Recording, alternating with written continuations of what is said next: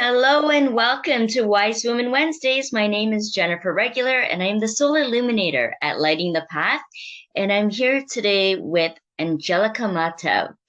She is joining me from Spain. And this is why I love doing this podcast so much, because I get to bring these phenomenal women from all around the globe to share their stories, what lit their path, how they became who they came here to be and do what they came here to do, and share the messages and the tools and strategies that they've learned, they've studied, and they've used themselves to be able to transform into the life that brings them so much joy and passion and freedom and love and all the things that we want to be experiencing in this lifetime to inspire you and empower you so you can become who you came here to be and do what you came here to do. So let me tell you a little bit about my guest here today. Angelika was inspired by the work of C.J. Jung. I'm sure many of you have heard of him, and also Dane Radenhar, which led to the decision to specialize in psychological astrology. Angelika holds a certification from the Academy of Astro-Psychology, created by the astrologer and psychotherapist Glenn Perry.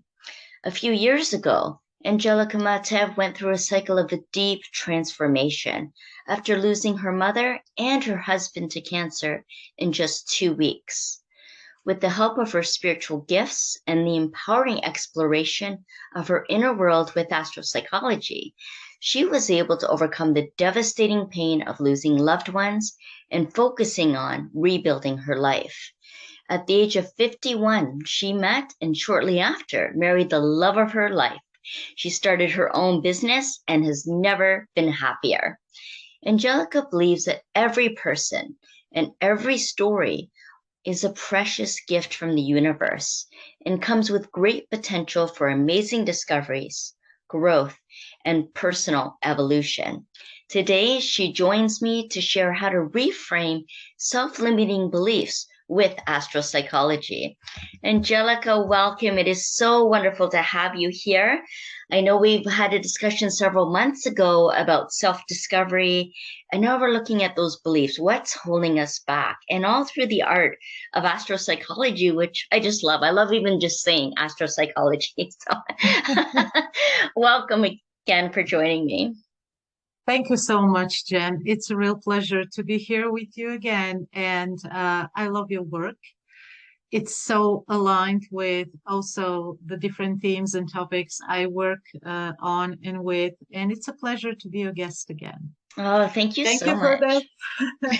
Thank you for that wonderful introduction as well. Yes, it kind of sums up my path, which, when we recount the facts, it sounds like some kind of movie we're watching, and it's hard to believe that it actually happened. But this is part of our experience and journey.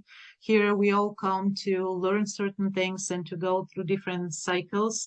It happened for me, and because all my life I've been so driven by my passion for astrology and psychology, I've been studying, looking for ways to put it together. And my life, thanks to my emphasized Sagittarius, has turned to be this big journey around the world. So I was able to learn, study, acquire different qualifications, and then go through those experiences you just described. So for me, knowledge became experience and kind of personal wisdom that I was able to put together through all these different steps of my journey. And the minute I realized that regardless of how hard things and circumstances may turn out to be in life, there is always a reason, a purpose, and an opportunity.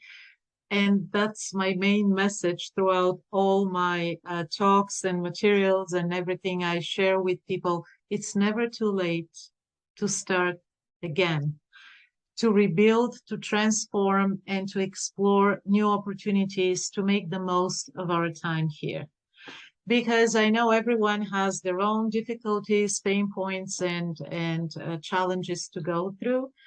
But what happened to me proved that this is crisis, which comes for a reason, to review and evaluate the path behind before we make a decision to continue forward. And I realized at that time that a lot of my ideas, a lot of my personal narrative was very much focused on certain beliefs I had at the time that led me to wanting certain things, yet not making them happen. Turns out after this huge change and transformation, I had to start focusing on what kind of reality I'm going to build from now on. Mm. And at this time, I realized that my thoughts and ideas about certain things have gone under a lot of deep change and transformation as well. So I kind of reinvented myself, my value and belief system, and started working with astro-psychology as my own practice. Decided to focus on helping people as much as I can on their own journeys so they can understand the power of their own ability to choose the direction in which they want to go, to start over if needed, and to always believe in the universe and the power of our own skills and abilities to create and choose our own path. And that's what happened to me. So I'm here to share what I've learned from my own experience and my practice with clients, how our belief system is formed and how much of it is serving us and what part of it requires to be changed and reframed so we can move forward and continue further a lot more authentic and empowered.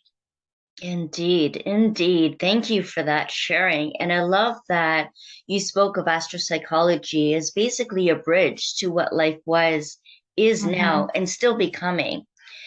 And what was it about astropsychology that really appealed to you, that ignited that passion? Can you tell us a bit more about what astropsychology even is? Absolutely, yes. I love that question. Mm-hmm. So I know a lot of people are familiar with astrology, although in its, pop culture version, it's not really doing justice to the value of this system of sacred knowledge, but at least people are familiar with the concept. And then, of course, we all know about psychology, but the two together is relatively new compared to the long history of this disciplines, in time. So astropsychology is an integrative system that puts together the traditional methods of astrology with Jungian archetypes and concepts, analytical psychology, counseling, and therapeutic approaches as well. Wow. And traditional astrology is more focused on what a chart can tell about certain realities and givens and maybe events for those who focus on predictions, which is not my priority, but this is part of what certain traditional methods use. And because of that, it's known to be focused on the content of the chart, meaning the message to the client would be, you have this, which means that, and there is nothing you can do about it. Now, I have great respect, of course, for all kinds of astrological schools, because after all, psychological astrology is based on those methods. But what it does, it takes them one step further and to a different level, which just like us as people and our life and world is evolving, so does astrology. And because astrology has, through its connection to mythology, human experience, and archetypes and different stories that we all live, regardless, where we are in the world, their emotions and feelings and wants and needs that we all share as human beings. So astrology was able to give a representation of all that. That's why Carl Jung refers to astrology as the sum of all psychological knowledge of antiquity. Because at the time, they didn't have this kind of explanations we're using today as concepts and therapeutic ideas and methods. But using astrology and the mythological figures and the gods and goddesses, a lot of what's actually happening was explained through these categories. So when we bring all this together, it's possible to use a discipline that is an amazing tool, of great value for the journey of self-discovery. Because like I mentioned earlier, traditional astrology focuses on content, psychological astrology focuses on process, meaning how that content can be used in a much more active and proactive way. So we can move from fate, which is kind of sealed through the content of the chart. It cannot change. That was the snapshot of the sky when we're born. That never changes, but we do. We can change. And that change means some kind of movement in a certain direction, which represents the process. And the value of this is when I work with my clients exploring the chart, we can identify the underlying causes of certain issues that are usually chronic, repetitive, although oftentimes people are not really aware of the connection between their own inner world, their own psychology, and the reality they experience. That's why, the ancient philosophers use this quote, character is fate, meaning a lot of the way we think, that the different thinking and behavioral patterns based on those drives, beliefs, and motives reflected in the chart by the position of the planets can tell us what choices we're likely to make. How are we likely to process experience? Because let me tell you, few people in the same situation are experiencing that situation very differently. And that is based on their own psychological structure, which through this integration of various models that I just listed earlier is possible to be decoded as the different parameters of the structure of one's psyche based on their birth chart. And of course, there are very specific, terms and ways in which this information can be used. Because, for example, the position of the sun in a given sign would tell a lot about what kind of self-image this person has, what is their ego structure, their sense of personal identity, where do they seek validation, how do they express themselves, what is the relationship with their father. Naturally, if we have what we call in astrology affliction, meaning a difficult aspect coming from another planet representing challenging energy, this immediately would tell that there is quite a lot to work on to overcome issues with self-worth, self-doubt, etc. The same approach, but with a different, of course, meaning goes for the moon, which represents the emotional self, our memory, our need for emotional security, the relationship and the perception we have of the mother or the mother figure, and what message we received growing up based on this emotional processing of feelings and all the influences coming from the surrounding, because the moon is like a container, so it takes in, it absorbs. And then every planet has this kind of characteristic and role. So the planets themselves, they don't cause events. This is a huge misconception in astrology. They represent universal principles of correspondence between our psychology, the cosmic cycles, the cycles of nature, and that is this sacred interconnectedness that unites all living things together. So it's another huge topic that I just wanted to mention here, that we're not talking about the planets determining what's going to happen to us. We're talking about using the different placements in the solar system at the time of birth to decode what kind of qualities corresponding to the moment of time we're born in and place this person is likely to display, and how are they going to go through life with certain, again, drives, beliefs, and motives that can be, of course, corrected when needed for their own good. And of course, it's the client, the person who does that work. The astrologer can help bring clarity, can empower, guide, and support, but the process and the decisions are entirely in the hands of the person whose chart is being analyzed. Now, because we mentioned self-limiting beliefs, I'd like to give you examples to make this more clear. Yes, perfect. Thank you. Absolutely. I I've seen charts of people, and again, I know your audience is very spiritual, and maybe a lot of people are familiar with astrology as well, but I don't want to make this too technical, just to be, able to illustrate what I mean.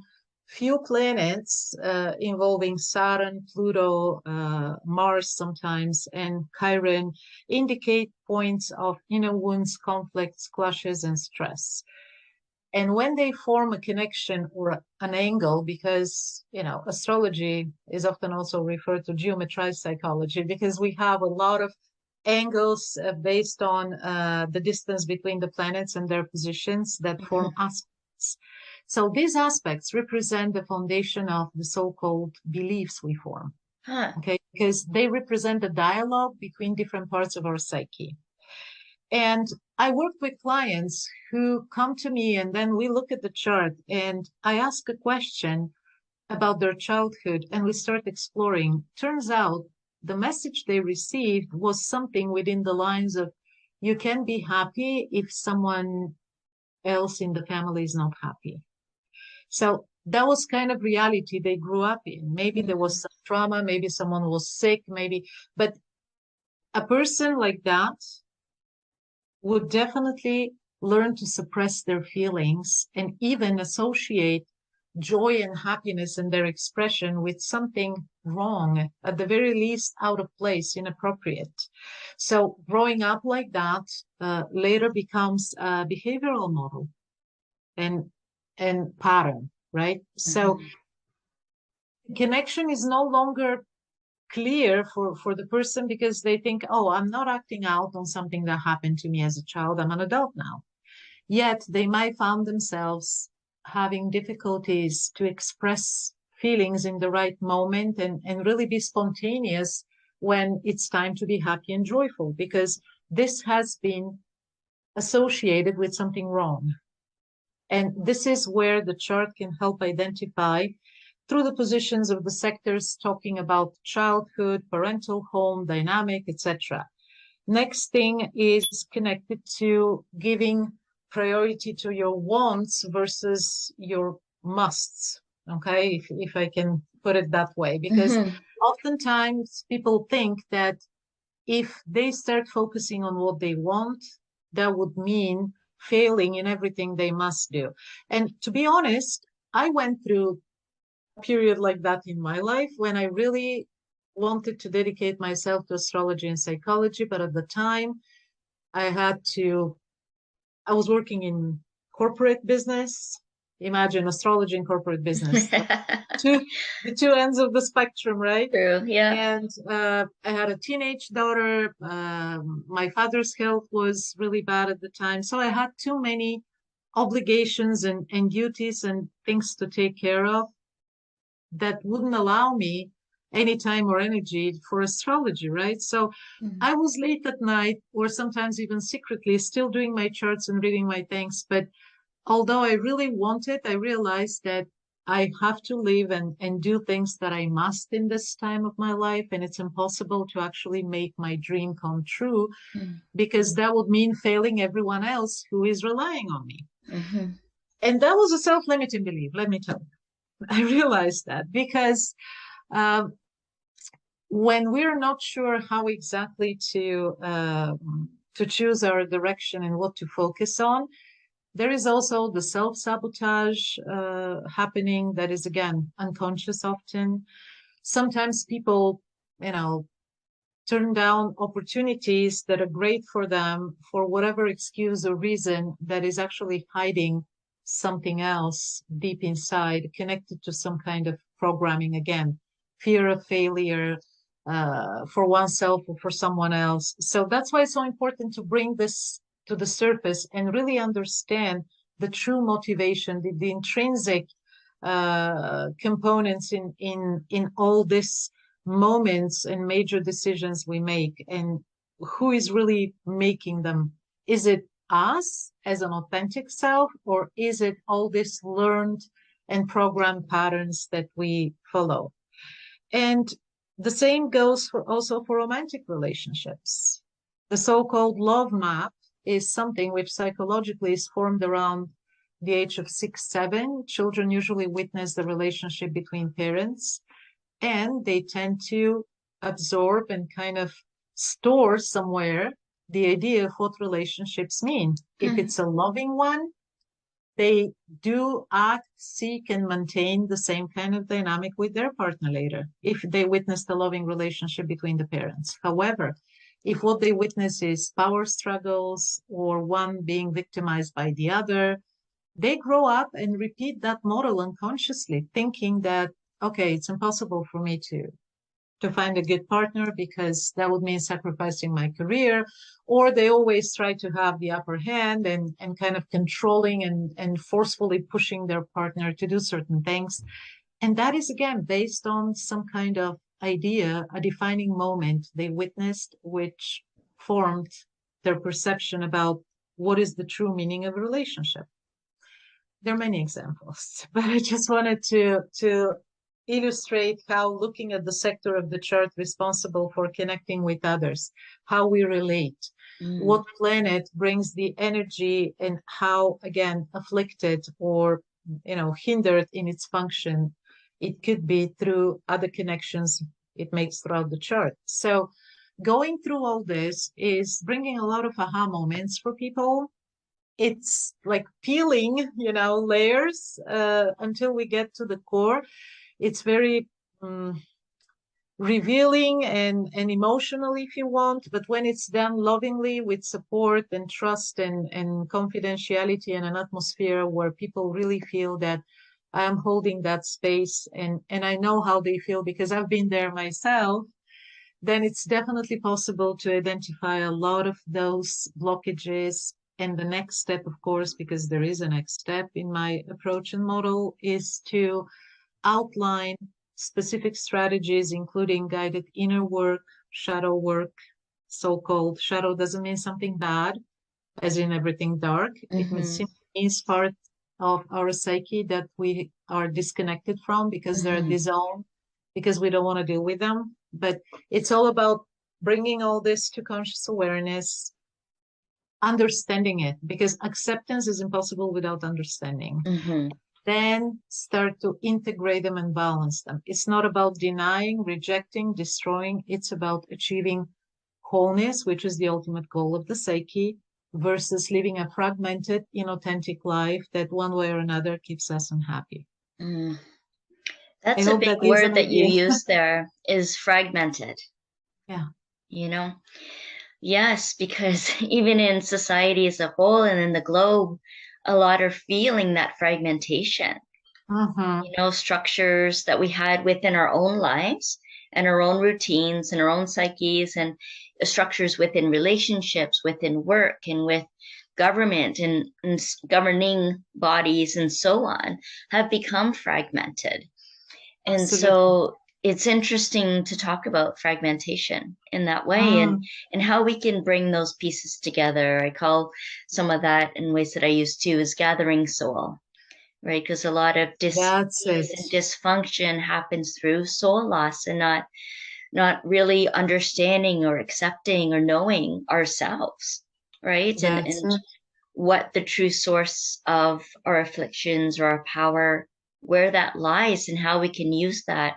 So I love the path that you're taking people on, which sounds like conscious awareness, understanding, acceptance, and then action, being able to restore that power and reclaim aspects of the self that are strengths, and not to be blindsided by those hidden agendas of the psyche, if you will, that can hold us back or create self-sabotage, but that can actually support us when we come into that place of wholeness. That's really the healing journey, isn't it? Coming into that wholeness of who we are and being a full expression of that. And when we talk about passion, I like to break up the word and have it say pass I on. And that I is our soul's expression of what we're here to pass on in this lifetime.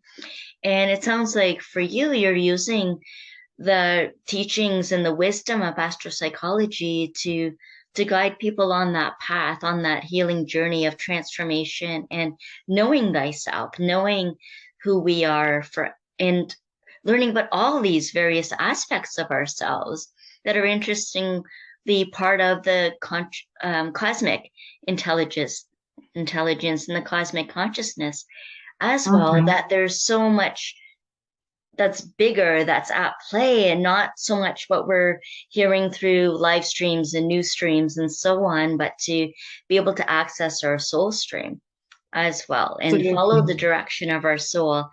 And astropsychology seems like a wonderful tool in teaching and expertise to be able to do that for people. So can you tell us a little bit more, Angelika, about the process that you do take people through in your work, and maybe even Mhm. if you share a recent client journey to help Mhm. bring it home for us, and how this is possible?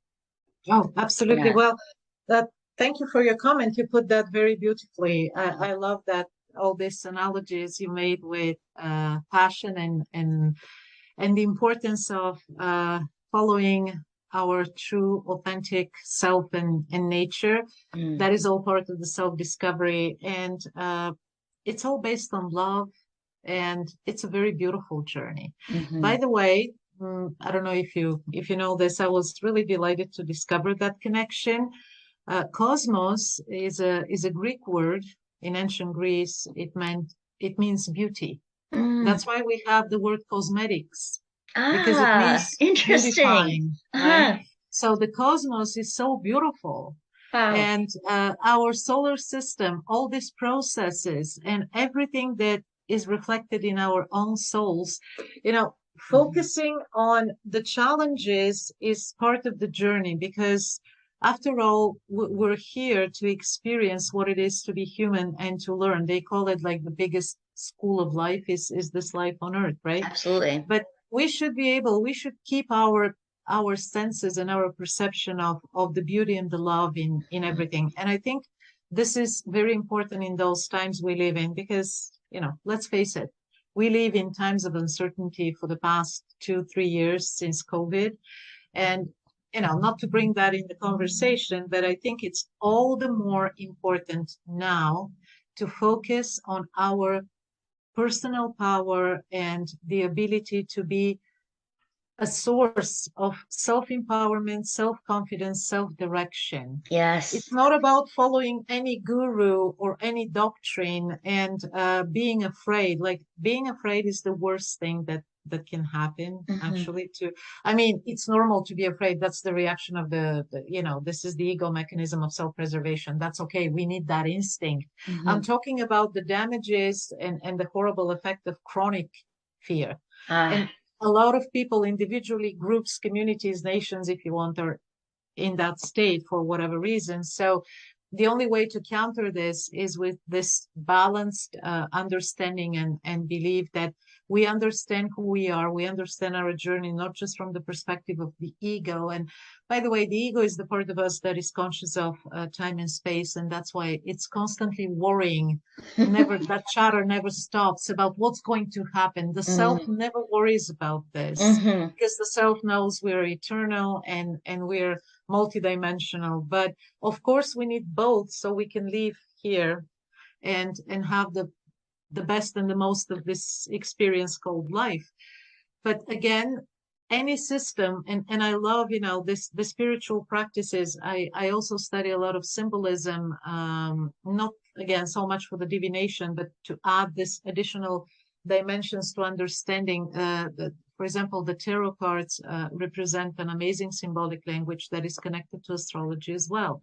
So other people study, history, mythology. I use this holistic approach in my methodology of teaching astrology, because it's important to understand that astrology is something alive that is here. It's not somewhere up there. It's part of life. We encounter it in different ways every day through our own emotions and life experiences. So once this is understood, people become more open to the idea of how this can help them. And to answer your question, I remember a client story of this woman. She was extremely successful and really a career woman. However, there was something stopping her to reach the very top of what she was capable to. And when we met, she told me that she didn't attend twice 2 interviews for an overseas promotion because of, I don't know what reasons. One time she wasn't feeling well, the other time she was late, but somehow those interviews didn't happen. And then she felt really miserable about it, but she didn't know what to do in her life next so she can actually make the most of her potential, and yet something was blocking her. So we explored her chart, and turns out she was very attached to her parents. They were elderly people, and she felt that she needed to be constantly near them. They weren't living in the same house, but they were in relatively good health for their age, yet she was visiting them almost every day. Mhm. And at the end, she told me, I think that my biggest problem is how to continue pursuing my career and even accept an overseas promotion, given that I have to take care of my parents. I have to be here with them. So I can't decide which one's more important for me. And then we started talking about where this is coming from. Turns out she had an older brother who kind of disappeared, abandoned the family, and she saw how much her mother suffered when she was a young child. So Mm. working through all this dynamic, we realized that she formed a belief around living, even though she was 38, 40 already, but leaving the parents, meaning without regular visits and being around them, means betrayal, means somehow a failure as a daughter. And she couldn't really explain it. It wasn't rational, but it caused her a lot of struggle because she kept missing opportunities.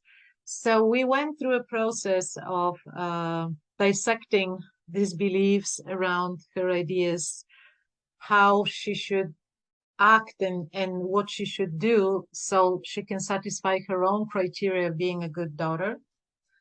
And she realized that maybe she's overreacting, overdoing, and overthinking, following some kind of inertia over the years. In her own head, it was like, if I don't go this weekend to see my parents, something bad will happen. It Mm. was borderline neurotic, by the way, but we explored it. And I pointed out a few factors in her chart, asked few questions. We did some inner work, explored shadow work, etc. And after we finished the cycle of the sessions, she sent me an email one day and said that she actually accepted a promotion in another city. Okay, it wasn't overseas, it was a city not very far from where she was. But when she told the news to her parents, they were extremely happy for her. And then she kind of told them that this kind of barriers that were stopping her for so many years. And honestly, she was more surprised than they were because she told me, I never expected that kind of reaction. They told me, but why did you feel you need to be here every day? We never Mhm. expected that. We never needed and pushed you for that and forced you. We just didn't have the heart to tell you don't come every day. But at the same time, we didn't need it, right? Right. So turns out Mm. she was really using that script and that narrative around this whole thing, that if she accepts a higher position, that would mean failing her duties as a daughter. And after we explored all this, at the end, she took the next level job she needed, still able to visit her parents, maybe not so often, but travel to back to her hometown.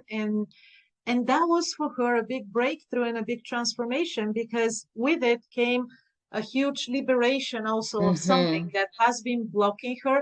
And most importantly, she felt empowered by the ability to take charge and overcome herself, her own, self-limiting belief around that thing. So we keep in touch because I love, following up with my clients to know where they are and how they're doing.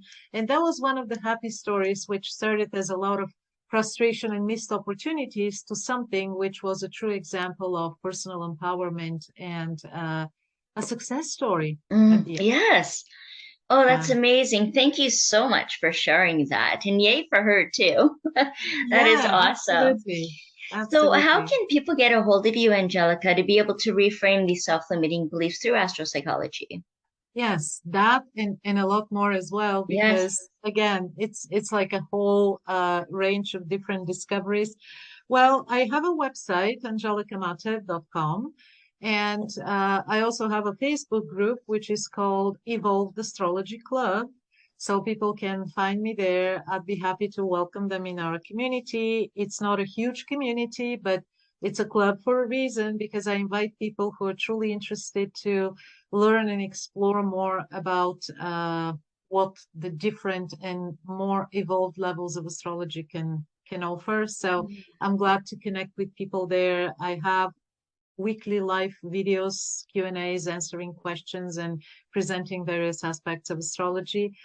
And yeah, this is the way to connect with people. I'd love to hear from your listeners if someone is interested to learn more about my work and most importantly, how they can benefit from the approach I use because it really is amazing. Again, it takes one step further, the self-help practice, which can be very effective, but sometimes we truly need that laser focused approach and expert guidance to take, away the parts we don't really need to focus on because they're not relevant to the problem or to save us a lot of effort, doubt, and time. So self-help can work to an extent. Then, of course, people go to therapy, but with all my respect, to therapy work, it's not as personalized as this approach could be because birth chart is unique, just like every person. So Mm-hmm. there is actually no other more individualized exploration and analysis than using the birth chart in the consultation and the session. And again, this is an integrative model. That's the beauty and the effectiveness of it because we can use different counseling, therapeutic, astrological, psychological, and coaching modalities as well put together to provide guidance and to work with someone towards reaching their goals and living the process empowered and with a new belief that they can do so much Yes, without yes. Oh, without fear. amazing. Wonderful. I will definitely put those links in the show notes for everybody to be able to click into, explore that, and learn more. You're right. We don't know what we don't know. So it's great having someone teach us and show us and bring to our conscious awareness any of those shadows or hidden aspects of ourselves we might not even have had any clue about before.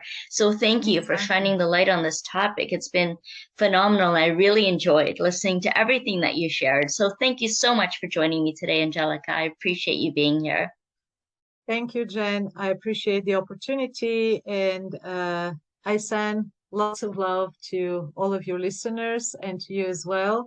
Looking forward to meeting again in the Yes. future and maybe talk some more about our shared passion for personal evolution and spiritual work. Thank you. Blessings.